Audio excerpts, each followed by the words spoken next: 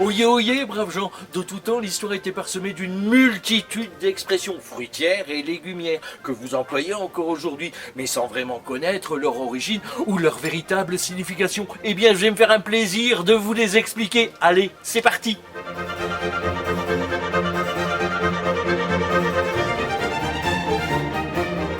Aujourd'hui, nous allons voir une expression qui ne nous regarde pas. Et c'est s'occuper de ses oignons.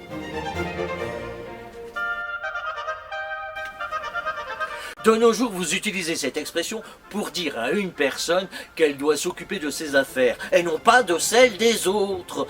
Par exemple, l'autre jour, des véganes m'ont pris le chou car je suis carnivore. Eh bien, je suis devenu tout rouge comme une tomate et je leur ai dit d'aller s'occuper de leurs oignons. Mais d'où vient cette expression ?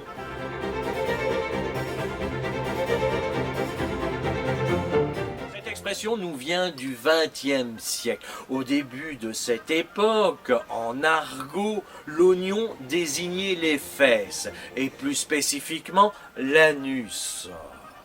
On peut donc dire que cette expression nous incite à s'occuper de son propre corps, de ce qui nous regarde. Elle proviendrait également d'une expression américaine, know your onion, connaître ses oignons. Cette locution est née dans les années 1920 et faisait référence aux nombreuses espèces d'oignons cultivées à cette époque aux États-Unis et qui rendaient l'identification des espèces très difficile.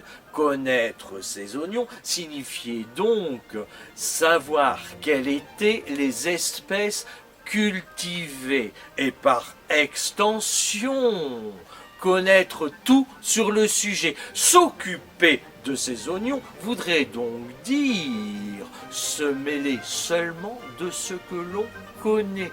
Voilà d'où vient cette expression.